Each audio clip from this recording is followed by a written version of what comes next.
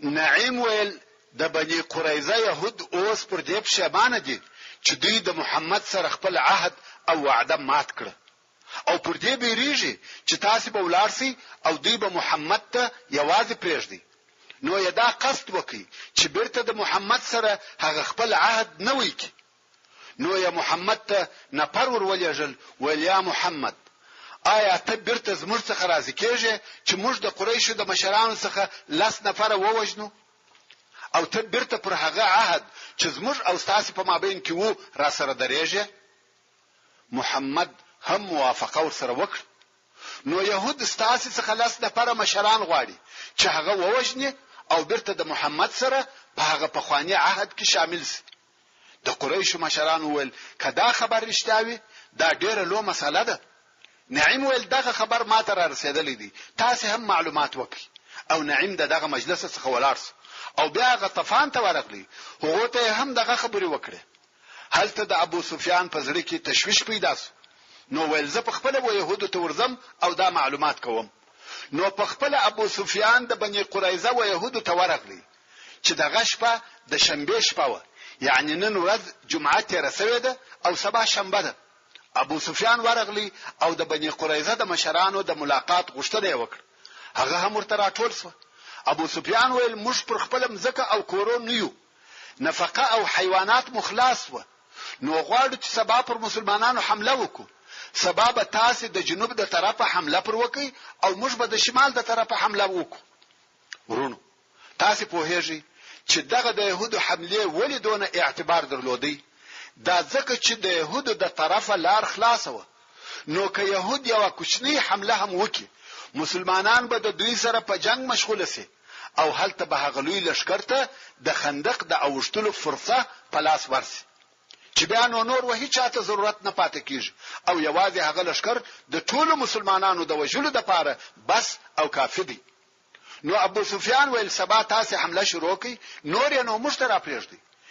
يهود ویل نن شپه د شنبه ده او ته خبر یې چې موږ د شنبه په ورځ هیڅ کار نه کوو. او دا هم درته معلومه ده چې الله جل جلاله په هغه کسانو څه وکړه چې شنبه ماته کړه. هغه خلق یې مسخه کړه، بزوګان او خنزیران یې ځنی جوړ کړ. نو موږ د شنبه په ورځ جنگ نکوو. د ابو سفیان په زړه کې لاس ووهل سو چې والله يهود د هغه خپل قول څخه اوښتي. که هم دغه خبره چې يهودو کوله حقیقت وو او د يهودو په دین کې د شنبه په ورځ هیڅ کار نه کیږي. ابو سفیان ویل شه بل سبا د یک شنبه په ورځ به حمله پر وکړو. يهودو ویل شه دي مګر کله غزموش حمله ناکامه شو بیا خو نو تاسو زی موږ او محمد سره پرېږدي. موږ بیریږو کچيري د غزموش او تاسو حمله ناکامه سي تاسو به وتښتئ او موږ به یوازې محمد ته پرېږدي او موږ بیا د مقابله نسو کولای. نو تاسو د اشراف څخه 10 نفر زموږ سره پرېږدي او د یک شنبه په ورځ به حمله کوو. ابو سفیان د ځان سره وویل والله نعیم رښتیا ویل او دا هغه خبره صحیح ده. يهودو ته ویل شدي زه به خپل ملګرو سره مشوره وکم بیا به تاسو ته خبر درکم. اوس چې ابو سفیان خپل لشکره ته ورغلی ویل والله نعیم رښتیا ویل. نو يهودو ته حال ولېږي چې موږ به په والله یو نفر هم نقدر خدای یک شنبه په ورځ به په ګډه پر مسلمانانو حمله کوو. د بني قریظه يهودو ویل والله نعیم رښتیا ویل. اوس نو د يهودو او کفارو اتفاق مات شو او د ماتېدو سبب یې د نعیم هغه صحیح او معقوله نقشه و. کچيري دا اتفاق سوی وای او پر مسلمانانو د شمال او جنوب د طرفه حمله سوی وای دا د مسلمانانو د پاره لوی مصیبت وو. مګر سبحان الله د یو نفر نعیم ابن مسعود په حرکت پر مسلمانانو دغه هجوم او یو ځای حمله پاته او ناکامه شو. د يهودو او مشرکینو اتحاد او اتفاق هم مات شو. دلته نو د رسول الله صلی الله علیه و آله وسلم اطمینان حاصل شو. مګر په مسلمانانو کې بیره زیاتېده ځکه دا امکان باقی او پاته وو چې د دوه طرفو څخه حمله او هجوم شروع شي. په دغه ورځ ډېر شدید او زورور یخ هم شروع شو. د مسلمانانو بیره نور هم زیاته شو.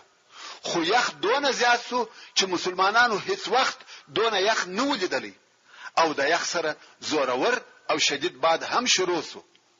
د مسلمانانو نور هم تشویش، پریشانی او بیره زیات سو. د باد سره نور هم یخ زیاتیږي. واقعا په مسلمانانو کې ډېر لوی تزلزل پیدا سو. دغه شپه ډېره تاریکه شپه ده، تکه توره تاریکه ده. حذیفه ابن یمان رضی الله تعالی عنہ دغه شپه بیان کوي او وایي ډېره تاریکه شپه و، ډېر شدید او زورور باد و، ډېر شدید او تریخ یخ و او ډېره سخته بیره و. داسې شپه و چې موږ مثل نه ولیدلی. حذیفه ابن یمان رضی الله تعالی عنہ وایي موږ مسلمانان د خندق سره ناست وو، لوږه راته پیښه وه، ټول وږي وو، ټول غریبان وو، د خوړلو د پاره مو شی نه درلودي، لباس مو نه درلودي چې د یخ څخه ځانونه په وساتو، او نور هم نوې خبر چې څه به راته پیښه شي. موږ په دغه خراب او تراب حالت کې یو، مګر لکه رسول الله صلی الله علیه وسلم ته چې په زړه کې وروګرځیده چې د يهودو او مشرکانو په مابین کې تزلزل او بې اتفاقی پیدا شو او شاید اوس یو څه پیښ شي. نو یې د کفارو معلومات غوښتي. اوس شپه تکه توره تاریکه او ډېر شدید یخ دی، یو او بل نسره وینو. په دغه حال کې رسول الله صلی الله علیه وسلم د هغه کسانو په مابین کې ځخ کړه کوم چې د علیه الصلاۃ والسلام پر شاوخوا موجود و. ویل څوک به د قوم یعنی کفارو خبر را تراوړي او هغه لره جنت دی. ورونو تاسو وګورئ، په ظاهر څونه اسانه خبره ده چې تر خندق ور واوړي او هلته وګوري چې د کفارو څه حال دی، بیرته راسي بس دغونه او هغه لره جنت دی. هغه جنت چې خلقو شپې په سرونه کړی دي، خلقو مالونه په خرڅ کړی دي، خلقو سرونه پر ور کړی دي، خدای هم جنت په شک کې دی. مګر اوس ولار سره راسه د کفارو خبر راوړه او د رسول الله صلی الله علیه و آله وسلم په شاهدی هغه لره جنت دی. خو حذیفه ابن یمان رضی الله تعالی عنہ وایي هیڅوک نسو ولاړ. دا د دغه شپې پر خطرناک حالت دلالت کوي. بیا هم د دوهم وار د پاره رسول الله صلی الله علیه وسلم وویل څوک به د قوم خبر را تراوړي هغه لره جنت دی. بیا هم څوک نسو ولاړ. رسول الله صلی الله علیه وسلم دریم وار بیا وویل څوک به د قوم خبر را تراوړي هغه لره جنت دی. بیا هم هیڅوک نسو ولاړ. درې واره رسول الله صلی الله علیه و آله وسلم و جنت ته وربولي او یو نفر هم نه ولاړیږي. حذیفه رضی الله تعالی عنہ وایي بیا نو رسول الله صلی الله علیه وسلم په حرکت شروع وکړ، یعنی دغه خپل ځای څخه ولاړ سو او رهیسو. په دغه تکیه زما دورانه څخه پښو مشته. حذیفه رضی الله تعالی عنہ وایي ما ځان سره راټول کی، بیرېږم چې اوس راته ونه وایي چې ولار څه خبر راوړه. خو چې بشاره څخه مشتل ویل څوک وایي ما په زړه کې ویل چې اوس دې نو لیږي. نو چې ویل څوک ما ویل حذیفه. رسول الله صلی الله علیه وسلم راتول یا حذیفه قم ولارسه. وایي زه هم ولارسم. حذیفه وایي والله د ډیر مسکنت په خاطر ما لباس نه درلودي چې وای غوندم، مګر زما د شذ کمیس د خپل شذ کمیس مې اغوستي وو او هغه هم دون را باندې کوچنی او کوتا وو چې فقط تر زنګانی مې رسیدي او یخ هم دون شدید دی چې د ډیره یخ څخه پر پښو نسم درېدلای. او رسول الله صلی الله علیه وسلم راتول یا حذیفه ولارسه او د قوم حال او خبر را تراوړ او تر هغه چې بیرته راځي پام کوي چې بل کار ونه کې. د بل شي اجازه ورنکړه، فقط ولارسه وګوره او بیرته راسه. حذیفه رضی الله تعالی عنہ وای نو رهیسوم، مگر هو فقط درې کېدو سره لکه زه چې په حمام کېم، حمام تود ځای دی، نو وای لکه زه چې په حمام کېم په یخ هیڅ نه پوهېږم. حذیفه رضی الله تعالی عنہ وخندق ته ورکشته سو او پر هغه بل طرف یې راپورته سو د کفارو د لشکر وځای ته ورغلی. حذیفه رضی الله تعالی عنہ وای هلته داسې شدید باد وو چې هغه باد چې پر موږ چلیدي نسبت و دې باد ته هیڅ نه وو. د کفارو پر طرف ډیر قوي او شدید باد وو. ټول خلق د خیمو په ټینګولو مشغول دي. حذیفه رضی الله تعالی عنہ وایي د باد د زور څخه می خیمه ولیدې چې په هوا الوتې وي. کفارو د خړو د پخولو د پاره ډېر لوی لوی دیګونه درلوده. دغه دیګونه په باد چپکېده. داسې باد و چې موږ په ژوند مثال نه ولیدلی. دې باد په کفارو داسې کارونه وکړه چې چا په چا نه دي کړي. کفارو د لشکر په مابین کې ډېر لوی اور بل کړی وو چې یو غټ سړی وجه اورته ولاړ دی او ځان تودوي. شایو اورته ورګرځولې ده چې شاته ودک. حذیفه رضی الله تعالی عنہ وایي ما چې ورته وکتل هغه ابو سفیان وو او د قوم مشرانو ته نارې وهي وایي زما خواته راسي زما خواته. حذیفه رضی الله تعالی عنہ وایي غشي او لندې می راپورته کړه د کفارو رئیس می مخته ولاړ دی او زور ته ګورم زما او د په مابین کې هیڅوک نشته. غشي می په لندې کې کښېښاوه او راکش می کړ. د ابو سفیان او ماته شاته. حذیفه رضی الله تعالی عنہ وایي قسم په الله کمی وشتلی وای وجلی به می وای. مگر په دغه وخت کې هغه د رسول الله صلی الله علیه وسلم امر را پیاسو چې ول پام کوه تر څو چې بیرته راځي بل کار ونه کې. ورونو دغه ته اطاعت وای. حذیفه رضی الله تعالی عنہ کولای سوای چې د کفارو رئیس ووجني مگر یا د رسول الله صلی الله علیه وسلم د اطاعت په سبب یې دغه کار ونه کوي. وای چې دغه امر را پیاسو بیرته می غشي رئیس تکي. نو کوم وخت چې ابو سفیان وقام ته ورنار کړه هغه هم سره راټول سو او کښینسته. وای زه هم کښینستم. اوس نو ابو سفیان غواړي چې وقام ته خبري وکړي. شپه او تکه توره تاریکه ده. اول یې وویل هر یو د خپل بغل یا څنګه سړی وګوري چې څوک دی. حذیفه رضی الله تعالی عنہ وای زه په حیرت کې سوم چې اوس به څه کوم. د دوی په مابین کې ناستم مگر د الله جل جلاله قدرت دی. په دغه وخت کې فکر کار وکړي. ورونو عقل او هوښیاري هغه ده چې د ضرورت او موقع پر وخت کار ځنی واخلي. وای ژر می دراسته طرف د سړي څخه پوښتنه وکړه چې څوک یې. هغه ویل فلانی. مخ می وچپه طرف ته راواړاوه د هغه څخه پوښتنه وکړه چې څوک یې. هغه ویل فلانی. او زما څخه هیڅ پوښتنه ونه کړه. نو ابو سفیان تقریر شروع کړ. ویل تاسو دغه باد ویني؟ تاسو دغه یخ ویني؟ دغه مشکلات ویني؟ نو کولارسو دلا تقریر نو خلاص کړي چې خلکو نارې کړي کوچ باریده. خلق د پخوا څخه لا په عذابو 15 ورځې تیر کړي دي او هیڅ هم نه دي کړي. هلته د بنی قریظه د يهودو خبر هم نشر شوی دی چې هغه هم زموږ د همکاري او ملګرتیا څخه لاس واخیستی. نو د کفارو د کامیابی څخه امید بالکل قطع شوی دی. حذیفه رضی الله تعالی عنہ وایي کفارو په دغه شپه د باریدو په کار شروع وکړه او زلکه په ګرم حمام کې چې يم په یخ هیڅ نه پوهېږم نو بیرته را رهیسوم. تر خندق را واوښتم. پښتنه مې وکړه چې رسول الله صلی الله علیه وسلم چیرې دی؟ ویل هغه لمونځ کوي. رسول الله صلی الله علیه وسلم په خیمه کې لمونځ کاوه چې حذیفه خیمه ته ورننوتی. حذیفه رضی الله تعالی عنہ وایي فقط چې خیمه ته ورننوتلم هغه د حمام تودواله را څخه بلاړه. الهی معجزه و. تر کومه وخت چې د رسول الله صلی الله علیه وسلم په خدمت مشغول وو هغه معجزه ورسره و. کوم وخت چې خدمت پای ته ورسېدی معجزه هم پای ته ورسېده. نو وایي یخ ډېر په عذاب کړم او رسول الله صلی الله علیه وسلم هم لمونځ کوي. نو ما دالته انتظار کاوه چې دی علیه الصلاۃ والسلام لمونځ خلاص کی او زه خبر ورته وایم. رسول الله صلی الله علیه وسلم په لمانځه مشغول دي او زه د یخ ریږدم تر داسې اندازې چې ځامې مریږدي او غاښونه می ټکهاري کوي. د ډیره یخ څخه ځان نسم ټینګولای.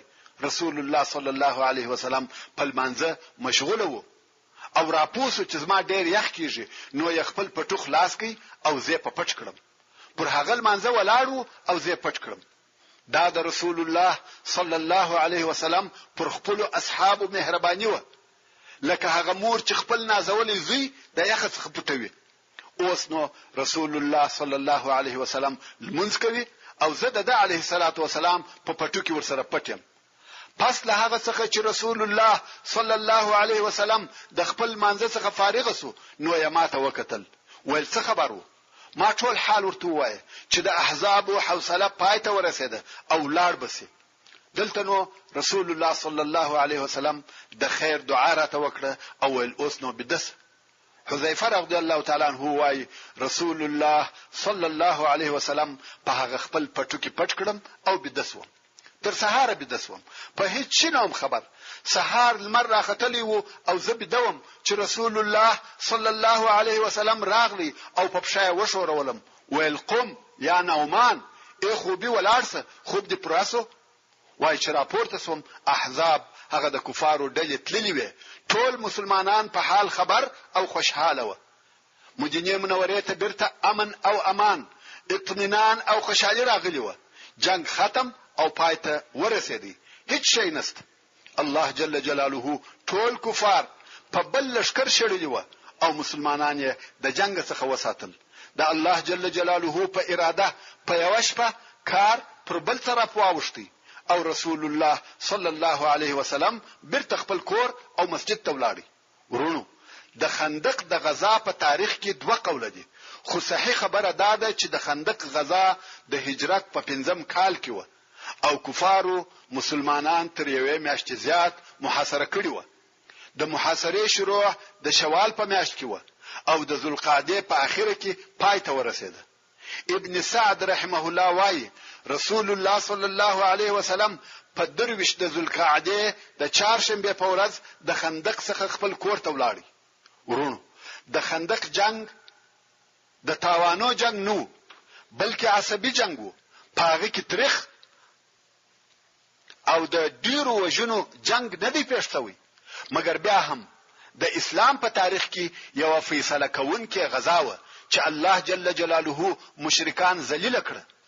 د دې جنگ څخه دا نتیجه راووته چې د عربو ټول قواوی نسی کولای چې دغه کوچنی قوه کوم چې په مدینه منوره کې د رشد او نمو په حالت کې ده د بین یوسی.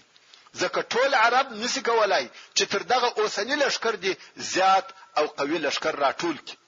دا هغه د دوی اخرنی قدرت وو او هغه هم هیڅ ونه کړ. نو ځکه رسول الله صلی الله علیه وسلم پس له هغه څخه چې احزاب لاړه د مقصد ډکه یو جمله و فرمایل الان نغزوهم لا يغزونا نحن نسير اليهم. تر دې وروسته به موږ پر دوی حمله کوو، دوی حمله نسی کولای، موږ به و دوی ته ورځو. او حقیقت هم دغه سسو. که تاسو په ټول سیرت کې وګورئ قریش بیا پر مسلمانانو حمله نه کړې. اسلام د دفاع د مرحله څخه ووتی د هجوم و مرحله ته داخل شو. دا د خندق غزا د بنی قریظه غزا په کوم ورځ چې رسول الله صلی الله علیه و آله وسلم د خندق د غزا څخه خپل کور ته ولاړی، غواړي چې پس له دغه ستړیا څخه یو څه راحت وکړي.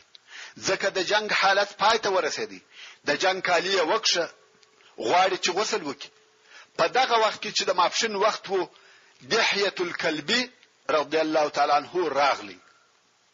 ورونو دحیه الکلبی د رسول الله صلی الله علیه وسلم د اصحاب کرامو څخه یو نفر دی چې ډېر شایسته سړی و.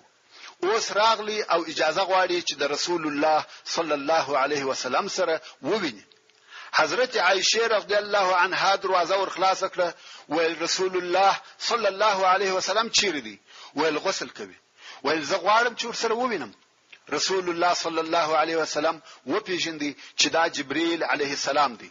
ورونو موږ مخکې هم درته ویلي و چې جبرئیل علیه السلام د مختلفو انسانانو په شکل او صورت ورسول الله صلی الله علیه وسلم ته راتلی.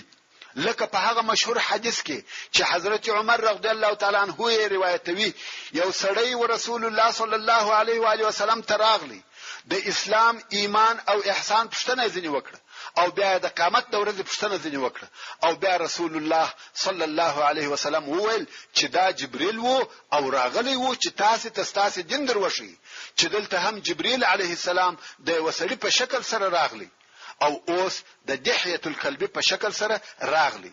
او رسول الله صلی الله علیه وسلم ته وویل آیا اسلحه دې کښېښول؟ رسول الله صلی الله علیه و آله وسلم ویل هو. جبرئیل علیه السلام ویل مگر ملائکه خپل اسلحه نه دی یشه. رسول الله صلی الله علیه وسلم پوښتنه وکړه چې څه خبره څه ده؟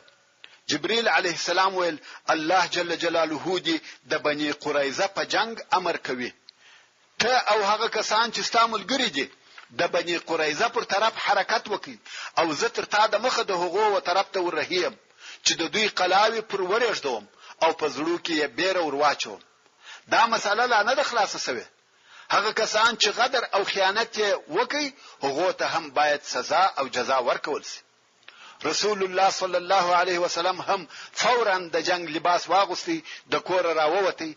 هغه کسان چې د باندې ناس و د هغه څخه پښتنه وکړه چې یو څوک مو ولیدي، هغه ویل بیل دحیه الکلب څخه بل څوک مو نه دی لیدلی چې هغه هم د بنی قریظه و طرف ته رهیو.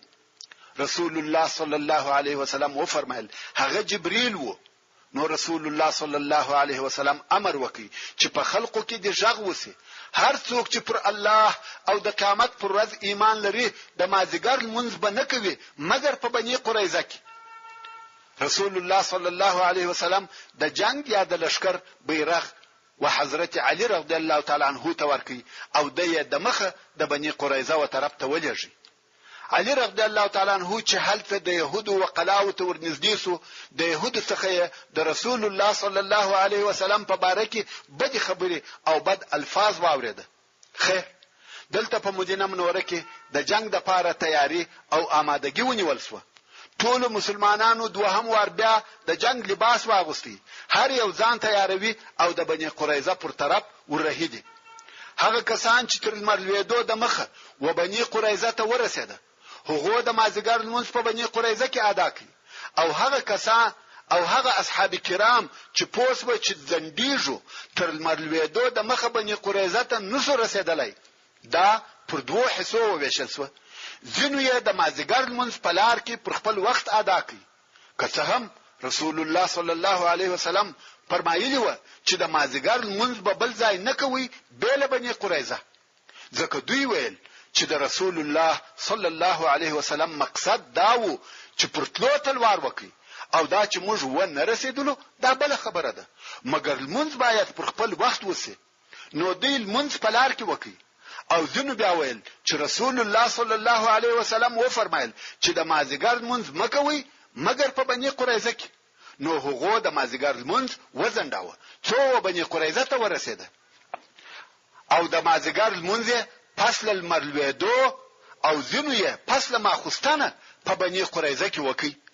او رسول الله صلی الله علیه وسلم د دواړو ډلو عمل صحیح وباله، ځکه هر چا د خپل فهم سره مطابق د رسول الله صلی الله علیه وسلم په قول عمل وکړي. د رسول الله صلی الله علیه وسلم دغه امر چې د مازیګر لمونځ بل ځای مکوي بیل بنی قریظه د دواړو معناو احتمال درلودي، چې یا تلوار دی چې ژر ولاړ سي د مازیګر لمونځ باید هلته ورسوي، یا دا چې لمونځ مکوي مګر په بنی قریظه کې. نو یې دواړې ډلې صحیح وبللې. ورونو دلته به د بحث څخه ووزم او ستاسو توجه به و یو بل شي ته واړوم. هغه دا چې نن ورځ ډېر داسې کسان پیدا کیږي چې دوی وایي الله جل جلاله یو دی، رسول الله صلی الله علیه و آله وسلم مو یو دی، قران مجید چې د اسلام قانون دی یو دی. نو دا څلور مذهب د کوم خوا راغله؟ د دوی دغه خبرې د کولو د پاره ممکن موږ څو سبب بیان کو. یا دا چې دوی دغه خبره په دې سبب کوي چې دوی ضعیف الایمان دي، غواړي چې مسلمانانو ته د دوی په دین کې شبهات او تشویش پیدا کړي. نو دغه خبرې په ډېر تاخت او تاس کوي. دلایل وایي که یو ناپوه او بې علم انسان د دوی خبرې واوري واقعا یې په زړه کې تشویش پیدا سي او هغه هم د هغو کسانو څخه وګرځي چې پر اسلام اعتراضونه لري او څوک بیا دغه خبرې د ناپوهۍ د وجهې کوي.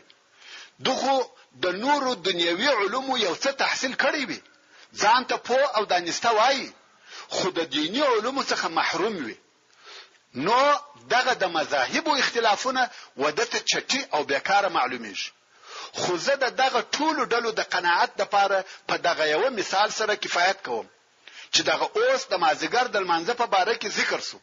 دا اصحاب کرام و چې د رسول الله صلی الله علیه وسلم یو قول هر چا د خپل فهم سره موافق عملی کوي او رسول الله صلی الله علیه و آله وسلم هم دواړه صحیح وبلل.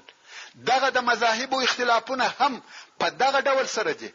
مذاهب هیڅ کله په اصولو کې اختلاف نه سره لري.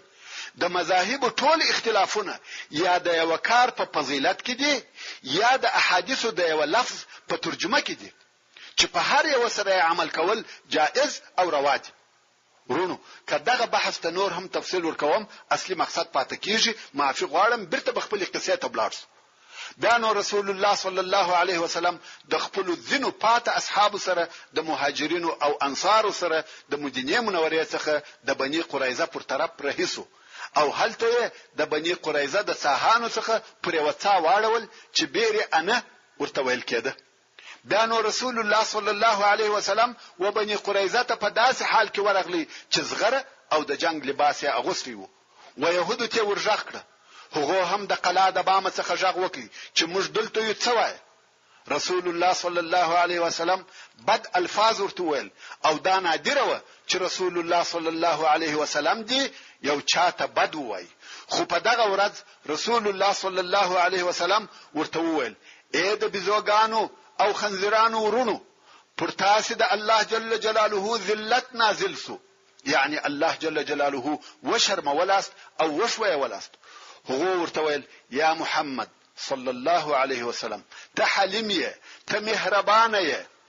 رسول الله صلی الله علیه وسلم ویل نن نه حلمسته نه مهرباني. تاسو په داسې خطرناک وخت کې غدر او خیانت کوي او بیا حلم غواړي. تاسو به تسلیمېږئ او بیا زه پوسم کار می. تاسو په باره کې چې بیا زه هر حکم کوم هغه زما خوښه ده. يهودو د تسلیمېدو او راوتلو څخه انکار وکړي. ویل کدر ووزو ته مو وجنه. رښتیا هم دوی د مرګ لائق و. د داسې تنګسې په وخت کې غدر، خیانت، وعده خلافي دوی هم د خپل ګناه په دروندوالي پوهېده. نو د نن په قلاو کې کښېنستل او نه راوځي او دلته د مسلمانانو د طرفه محاصره شو. الله عزوجل د يهودو په زړه کې بیر ور واچول. کنه دغه يهودو وسو جنگي ځوانان درلوده. بیل شذو او کوشنیانو یوازې ځوانان او د جنگ خلق یې وسو نفر و. مگر الله جل جلاله یې په زړه کې بیر ور اچولې و. دراوتلو او جنگ کولو قدرت یې نه درلودي. اوس نو منافقان هم ټول راغله او د مسلمانانو سره یو ځای شو. ځکه وخت د غنیمتو دی. د مخه چې په خندق کې بیره او خطر وو ټول وتښتېده. اوس چې د غنیمت امید پیدا سو بیا راغله چې په غنیمتو کې حصہ ورسیږي. يهود محاصره دي او رسول الله صلی الله علیه وسلم ورتوای چې صلح نسته. تاسو به یو ور تسلیمېږئ او بیا زما خوښه ده چې تاسو په باره کې چې هر حکم کوم هغه زما اختیار دی. يهودو ورسول الله صلی الله علیه و آله وسلم ته وویل یا محمد صلی الله علیه وسلم زموږ د حلفاو څخه داسې یو نفر راولېږه چې ستاسو متابعینو یعنی مسلمانانو څخه وي چې موږ مشوره ورسره وکړو چې هغه ابو لبابه دی. ابو لبابه رضی الله تعالی عنہ د يهودو حلیف او معاهد وو. د مالونه او د اولادونه د دوی په منطقه کې و. رسول الله صلی الله علیه وسلم هم ابو لبابه رضی الله تعالی عنہ ولېږي. ابو لبابه رضی الله تعالی عنہ چې د دوی وقلاته ورغلی شذ او نر کوچنیان او لویان یې مخته ور ولاړ شو. شذ ورته جاړي مخان په چپلاخ وهي کوچنیان بغاري وهي. د ابو لبابه رضی الله تعالی عنہ زړه پر وسوځي. يهود ورته ویل یا ابو لبابه ستاسو فکر دی؟ د ویل زما سره هیڅ فکر نشته. رسول الله صلی الله علیه وسلم اراده کړې ده نو پریږدي. يهود ویل یا ابو لبابه آیا ته دا مشوره راکوي چې موږ د محمد په خوښه تسلیم سو؟ ابو لبابه رضی الله تعالی عنہ ویل هو. مگر په دغه وخت کې ګوتې پر غاړې تیر کړې چې مقصد یې دا و چې هغه مو حلالوي. ابو لبابه رضی الله تعالی عنہ وایي زه په ځان نسوم په بے ارادي می ګوتې پر غاړه تیر سوې. ابو لبابه وایي ګوتې میلاد غاړې څخه نه وې راایسته کړې چې پوسوم چې ما د الله او رسول الله صلی الله علیه وسلم سره خیانت وکړي. ځکه دا د رسول الله صلی الله علیه وسلم سر او پټ راز وو ما ښکارا کړی. يهود پر دغه ځای پرېښول او دی مخامخ مسجد نبوي ته ولاړ. حتی رسول الله صلی الله علیه وسلم ته هم نه ورغلی، بلکې برابر مسجد ته ولاړی او خپل ښځې ته وویل راسه ما د مسجد په یو پایه یا عمود پورې وتړه، ځکه ما د الله او رسول الله صلی الله علیه وسلم سره خیانت وکړي او په والله تر هغه به ځان نکم خلاص او نه به می څوک خلاصوي چې رسول الله صلی الله علیه وسلم می په خپل لاس نکي خلاص او توبه می قبول نکي او په والله هیڅ کله به بیا زه د بنی قریظه هم ځکه ته ور داخل نسم. رسول الله صلی الله علیه وسلم په دې حال خبر سو چې ابو لبابه و يهود ته حال وایه او بیا ځان د مسجد په عمود پورې وتړي. نو رسول الله صلی الله علیه وسلم و فرمایل کدی اول ما تراغلی وای ما به د پاره د الله جل جلاله څخه د مغفرت غوښتنه کړې وای، مګر څنګه چې د خپل خوښه سره دا کار وکي نو زه تر هغه د نخلاصوم چې الله جل جلاله یې توبه قبلوي. نو ابو لبابه رضی الله تعالی عنہ دغه سي تړلې پاتسو، شپږ ورځې د مسجد په عمود پورې تړلې وو. فقط د المانزه پر وخت به شذ ورته راتله د اوداسه او المانزه د پاره به خلاصاوه، نور به تړلې وو. خوب او خوراکه په دغه تړلې حالت کې وو ترڅو چې الله جل جلاله د توبه قبول کړه. الله عز وجل عفو ورته وکړه او رسول الله صلی الله علیه وسلم خلاص کړ. او هلته چې يهود د ابو لبابه رضی الله تعالی عنہ په اشاره پوسوه چې موږ وژنې، نو یې اراده وکړه چې نه به تسلیمیږي او په خپل قلاو کې پاتسوه، ځکه يهود د نن په قلاو کې د خړلو او چشلو ضرورت پوره درلوده. په قلاو کې ساتل ناس دي، نور هیڅ تکلیف نه لري، مګر په زړه یې بیره نه وتلې ده. کوم وخت چې دغه محاصره اوږده سوه نو کعب هغه د يهودو مشر دوی سره راټول کړ، ول دغه حال چې موږ په مبتلا یو دا خو تاسو ویني. دغه حالات څنګه عزم، قوي اراده او لوړ همت غواړي. موږ باید خامخا یو څه وکړو، پر دغه حال نو پاتې کېدلای. څو تر څو به محاصره یو. يهود ویل ستاسو فکر دی. کعب ابن اسد ویل یو دغه درو کارو څخه باید وکړي. دغه مشکل چې موږ ته را پېښ دی بل حل نه لري بیل دې څخه چې یو دغه درو کارو وکړو. يهود ویل هغه درې کار چی شي دي. کعب ویل اول دا چې په والله تاسو په هیږي چې محمد نبی دی، ټول په دغه پویاست چې دی علیه الصلاة والسلام هغه نبی دی چې په تورات کې درته ذکر شوی دی. نو راسي چې د دین ته داخل سو چې ویني او مالونه شذي او اولادونه به مو په امان سي.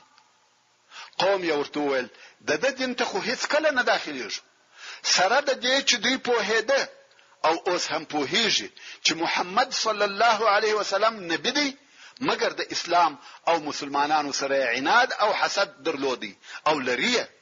قوم ورته ویل اول خو ونسو، دوهم چی دی یا کعب ویل دوهم دا چې خپل شذي او اولادونه به ټول ووجنو، په قلا کې به د شذو او کوچنیانو څخه هیڅوک نه پریږدو، ټول به حلال کو او بیا به موږ په یو ور او یو حمله تر پلاس پر مسلمانانو وروز او تر هغه به جنگ کوو چې یا کامیاب کیږو یا ټول وجل کیږو. کوو وجل سو خو اخري شی مرګ دی، او که کامیاب سو بیا به د سره شذي وکړو او اولادونه به مسي نوې ژوند به شروع کو. قوم ویل دغه غریبانو څه ګناه ده، څه کړی دي چې موږ یې وژنو. اصلا په قوم کې همت نو، په دوی کې داسې څوک نو چې څنګه عزم دی ولري. رښتیا هم اوس د دوی مخته دوه خبرې دي، یا مرګ یا ژوند. مرګ خو یې حتمی دی، د ژوند لپاره باید یو څه وکړي، خو په دوی کې د عزم او همت خاوند نشته. نو ویل دریم څه دی؟ ویل دریم دادی چې نن شپه د شنبه شپه ده، مسلمانان زموږ د طرفه بیغمه دي چې موږ نن ورځ جنگ او حمله نکوو. رښتیا هم کوم وخت چې مسلمانان د خندق سره محاصره و، کوم وخت چې به د شنبه شپه داخله سو، مسلمانان به بیغمه سو، ځکه په هده چې يهود په شنبه حمله نکوي. نو د شنبه ورځ د مسلمانانو د پاره د راحت ورځ و، او اوس دلته هم مسلمانان د شنبه په ورځ بیغمه وي، پیره کوي، مګر نور د يهودو د طرفه د حمله تشويش نه لري. نو هر یو په بیغمه زړه استراحت کاوه. کعب ویل نن شپه د شنبه ده او مسلمانان د شنبه په شپه زموږ د طرفه بیغمه دي، نو راسي چې دا خپل شنبه ماته کو او پر مسلمانانو د شنبه په ورځ حمله وکړو. قوم الیا کعب ته په هیجه چې الله جل جلاله په هغو کسانو څه وکړه چې شنبه ماته کړه. الله عز وجل د هغو څخه خنزیران او بزوګانی جوړ کړه، مسخه کړه. ته غواړې چې موږ په شنبه حمله وکړو او الله جل جلاله جزا راکړي؟ یا دا کار هم نکو. درې سره فکر یا پیشنهاد و نه منل. نو کعب په قهر او غضب سره وویل پتاسې کې یو هم د کوم وخت چې د مور زیږیدلې دی د همت او مړان یو شپه نه د تیر کړي، یعنی هیڅ اراده نه لري، خبره د مرګ او ژوند ده. دلته همت او مړانه پکار دي او تاسو په شک او تردد کې یاست. واقعا هم يهود په دغه شک او تردد کې پاتې سو، هیڅ یې ونه کړ. د يهودو څخه یو نفر چې نوم یې عمرو ابن سعدي وو د يهودو د قلا څخه راووتی. رسول الله صلی الله علیه و آله وسلم شاوخوا پر قلا پیرداران درولي و چې دغه پیردارانو مشر د مسلمانانو یو ډیر قوي او جنگي پهلوان محمد ابن مسلمه الانصاري رضی الله تعالی عنه. نو پیردارانو دغه عمرو ابن سعدي يهودي ونیوي غواړي چې وښني، خو هغه ویل ما ستاسو و نبی ته ورولي. نو يهودي ورسول الله صلی الله علیه وسلم تراوستي. يهودي ویل یا محمد کوم وخت چې يهودو وعده ما تکړه او غدر یې وکي زه هغه یوازنۍ سړی وم چې دا کار مې نه خوښ او دوی مې منع کول. زه په دغه غدر کې د دوی سره نه و موافق. رسول الله صلی الله علیه وسلم و فرمایل ته صادق یې، صحیح ده. رښتیا هم دغه سړی د يهودو سره د عهد په ماتولو کې اشتراک نه وکړي او رسول الله صلی الله علیه وسلم و ټول يهودو ته جزا نور کول، بلکې وهغه کسانو ته جزا ورکول چې عهد یې مات کړی وو. نو یې امر وکړي چې دغه سړی پرېږدي او وی فرمایل چې الله عز وجل دغه سړی هغه د وفا په سبب د وجلو څخه خلاص کړي. خبره دا نه و چې د عام يهودو څخه انتقام اخیستل کېدی، بلکې جزا او انتقام د هغو کسانو د پاره و چې عهد یې مات کړی وو او هغه څوک چې پر خپل عهد وفا کړی و هغه د جزا ورکولو څخه خلاص شو. او عمرو ابن سعدي الکی ورونو يهودو کولای سوای چې دغه اوږده محاصره تحمل کې او وزغمي، ځکه غذایی مواد یې درلود او د اوبو ساحانه هم هلته د نن په قلاو کې موجود و او دوی د جنگ څخه په قلاو ساتل شوی و او مسلمانانو په شدید یخ او ډېر لوږه کې پر دشت شپې ورته تیرولې او په عین حال کې مسلمانان د هغه اوږده محاصره او هغه پر لپسې دفاع څخه ستړي هم و چې د خندق په ساتنه کې پر دوی تیرېده. مګر د بني قریظه د يهودو سره د دوی جنگ د اعصابو جنگ و. الله عز وجل د هغو په زړه کې بیر ور اچولې و او د هر ورځ په تیرېدو سره د دوی معنویات نور هم ضعیف کېده او دغه معنویات ټوله په هغه ورځ د لاس ورکړه چې حضرت علي او زبیر ابن عوام د څو نور مسلمانانو په ملګرتیا حمله پر وکړه او دوی به له جنگ تسلیم شو. کیسه داسې و چې مسلمانانو ولیده چې خبره اوږده شوه، د محاصرې 19 ورځې تیرې شوې او هیڅ نتیجه لاسته نه راغله. نو د مسلمانانو د پهلوانانو څخه یو څو نفر سره یو ځای شو چې په دې جمله کې زبیر ابن العوام او علي ابن ابي طالب رضی الله تعالی عنهما هم و. پر مرګ وعده سره وکړ ویل پر يهودو حمله کوو او بیرته نه راګرځو، یا به قلا خلاصو یا به وژل کیږو. دې ډلې د قلا د حمله لپاره ځانونه تیار او آماده کړ. اوس غواړي چې حمله شروع کړي او د حمله لپاره ورهیسو. په دغه وخت کې علي رضی الله تعالی عنہ په لوړ आवाज سره ناره کړه: اے د ایمان خاوندانو، په والله یا به هغه سره ته پیښیږي چې حمزه ته پیښو یا به قلا خلاصو. يهود خلول پر قلا ولاړ دي او دا حالات ویني او اوري. نو یې د تسلیمېدو ناره شروع کړه، ناره وهي: یا محمد یا محمد ستاسو حکم ته دروځو. دغه بیره هم الله جل جلاله په زړه کې ورواچول. نو د بني قریظه يهود دغه ډلې د بیرې څخه تسلیم شو او قلاوی اخلاص کړي. ټول هغه نفر چې په قلاو کې موجود و تسلیم شو، نر او ښځې، لویان او کوچنیان ټول تسلیم شو. رسول الله صلی الله علیه وسلم امر وکړي چې نر یې ټوله وتړي. نو 200 نفر نر يهود د محمد ابن مسلمه رضی الله تعالی عنہ تر نظارت لاندې وتړل شو. شذ او کوشنیان د نورانو څخه جلا په بل طرف کې سره یو ځای کړل شو. دلته نو د اوس د قبيله مسلمانان ورسول الله صلی الله علیه وسلم ته سره راټول شو. ویل یا رسول الله زموږ د حلفاو او متعاهدینو سره شوکه لکه څنګه چې د خزرج د حلفاو او متعاهدینو سره دي شوکړه. ورونو کوم په یاد وی د بنی قینقاع يهود د مرګ څخه چا خلاص کړه؟ ستاسو په یاد دي چې عبد الله ابن ابي ابن سلول ورسول الله صلی الله علیه و آله وسلم ته ورغلی او یا رسول الله احسن الى موالي زما د خلفاو سره احسان وکړه. او رسول الله صلی الله علیه وسلم دغه عبد الله په سبب د بنی قینقاع يهود ژوند پرې شول. عبد الله ابن ابي د خزرج د قبيله او د خزرج قبيله د بني قینقاع د يهود سره عهد درلودي. اوس بیا د اوس قبيله د بني قريظه د يهود سره عهد او ميثاق لري. نو اوس د اوس قبيله وایي یا رسول الله احسن الى موالينا لکه څنګه چې د خزرج د حلفاو سره چې بني قینقاع احسان وکي د غرنګ زموږ د حلفاو سره چې بني قریظه دي احسان وک. مګر ورونو ګناه تر ګناه پورې فرق لري. که څه هم د بني قینقاع د يهودو ګناه لوه مګر د بني قریظه د ګناه سره هیڅ نس مشابه کېدلای. دلته ګناه سل چند نه بلکې زر چند ده. بني قینقاع یو مسلمان سړی وژلی وو او قاتل مسلمانانو ته پلاس نور کاوه. مګر د بني قریظه يهودو ټول اسلام او مسلمانان په خطر کې اچولي وو. ټول اسلام په یو وار فیصله کاوه. د اوس د قبيله په غوښتنه سره رسول الله صلی الله علیه وسلم په حیرت کې شو چې څه وکړي. رښتیا هم رسول الله صلی الله علیه وسلم د بني قینقاع يهود د خزرج د قبيله په واسطه پریښول او اوس د اوس د قبيله په غوښتنه د بني قریظه سره هغه د عفو معامله ونکي. نو یا د اوس قبيله ته وول آیا ناراضي کیږي چې د دوی په باره کې ستاسو څخه یو نفر حکم وکړي؟ یعنی د بني قریظه په باره کې به حکم ستاسو د قبيله و یو نفر ته پریږدم. هغه چې هر حکم وکړي هغه زما قبول دی. دوی ول هغه به څوک وي چې دا حکم کوي؟ رسول الله صلی الله علیه وسلم و فرمایل سعد ابن معاذ رضی الله تعالی عنه. وهغه ته به پریږدم د هغه خوښه ده چې هر حکم کوي. د اوس قبيله وویل یا رسول الله سعد زموږ رئیس دی دا هغه په حکم راضی یو.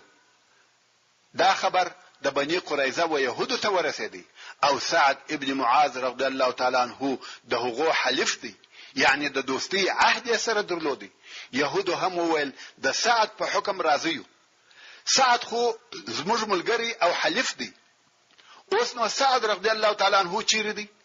هغه په مسجد نبوي کې په خیمه کې دی او هلته د هغه زخم علاج کیږي چې په غشي وشتل سوی وو.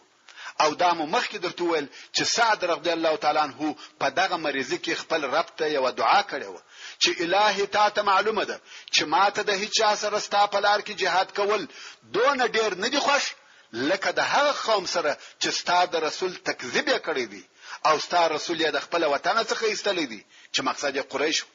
او الهي زه داسې ګمان کوم چې تا زموږ او د دوی د مابین څخه جنگ است او لري کی. کچېره د قریش سره نور هم جنگ پاتوي نو ما ژوندۍ پاتې کې چې د هغو سره ستاده لپاره jihad وکم او کدی نور جنگ استکړی وي نو می دغه زخم ما جوړوي او مرګ می دغه زخم څخه کې. او د دعا په اخر کې وویل الهي تر هغو می موجنه چې د بني قریظه په يهودو می زړه یخنس. الله جل جلاله دغه د دعا قبول کړي و او اوس د بني قریظه د يهودو په باره کې حکم د سعد ابن معاذ رضی الله تعالی عنہ په لاس کې سو. نو رسول الله صلی الله علیه و آله وسلم نفر ولېږل چې سعد رضی الله تعالی عنہ د حکم کولو د پاره راولي. نفر مسجد نبوي ته ورغله. سعد ابن معاذ رضی الله تعالی عنہ د هغه زخم په سبب نتلایسي او نه پر بودس بریدلای سي ځکه وینه ډیره ځنې تللې ده او اوس هم زخمی او ضعیف دی. نو یا سعد رضی الله تعالی عنہ پر یو شی پریستی او بیا یې هغه شی پر خره کښېښاوه. سعد رضی الله تعالی عنہ دغه ستونی استخ پروت دی او خر رهدي.